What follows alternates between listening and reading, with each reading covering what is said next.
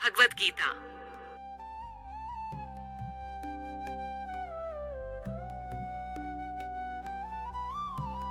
श्लोक 29।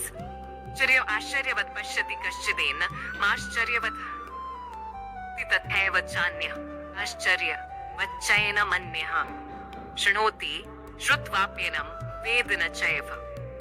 कश्चित्, कोई आत्मा को आश्चर्य कार्य से देखता है, कोई इसे आश्चर्य की तरह बताता है तथा कोई इसे आश्चर्य कार्य की तरह सुनता है, किंतु कोई इसके विषय में सुनकर भी कुछ नहीं समझ पाते। चूंकि गीतोपनिषद उपनिषदों के सिद्धांत पर आधारित है, अतः कठोपनिषद में 1:2.7 इस श्लोक का होना कोई आश्चर्यजनक नहीं है। श्रवणयापि बहुभिर्यो न लभ्य शृण्वन्तोऽपि बहवो यन्न विद्यो। आश्चर्यो वक्ता कुशलोस्य लब्धा आश्चर्योऽस्य ध्याता कुशलानुशिष्ट। विशाल पशु, विशाल वट वृक्ष तथा 1 इंच स्थान में लाखों करोड़ों की संख्या में उपस्थित सूक्ष्म कीटाणुओं के भीतर अणु आत्मा की उपस्थिति निश्चित रूप से आश्चर्यजनक है। अल्पज्ञ तथा दुराचारी व्यक्ति अणु आत्मा के स्फुलिंग के चमत्कारों को नहीं समझ पाता, भले ही उसे बड़े से बड़ा ज्ञानी, जिसने विश्व के प्रथम प्राणी ब्रह्मा को भी शिक्षा दी हो, क्यों न समझाए। वस्तुओं के स्थूल भौतिक बोध के कारण इस युग के अधिकांश व्यक्ति इसकी कल्पना नहीं कर सकते कि इतना सूक्ष्म कण किस प्रकार इतना विराट तथा इतना लघु बन सकता है। अतः लोग आत्मा को उसकी संरचना या उसके विवरण के आधार पर ही आश्चर्य से देखते हैं।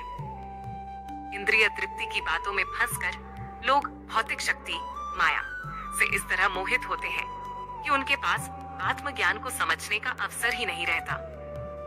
यद्यपि यह तथ्य है कि आत्मज्ञान के बिना सारे कार्यों का दुष्परिणाम जीवन संघर्ष में पराजय के रूप में होता है। संभवतः उन्हें इसका कोई अनुमान नहीं होता कि मनुष्य को आत्मा के विषय में चिंतन करना चाहिए और दुखों का हल खोज निकालना चाहिए। ऐसे थोड़े से लोग जो आत्मा के विषय में सुनने के इच्छुक हैं, अच्छी संगति पाकर भाषण सुनते हैं, किंतु कभी कभी अज्ञानवश वे परमात्मा तथा अणुआत्मा को एक समझ बैठते हैं। ऐसा व्यक्ति खोज पाना कठिन है जो परमात्मा, अणुआत्मा, उनके पृथक पृथक कार्यों तथा संबंधों एवं अन्य विस्तारों को सही ढंग से समझ सके। इससे अधिक कठिन है ऐसा व्यक्ति खोज पाना जिसने आत्मा के ज्ञान से पूरा लाभ उठाया हो और जो सभी पक्षों से आत्मा की स्थिति का सही निर्धारण कर सके।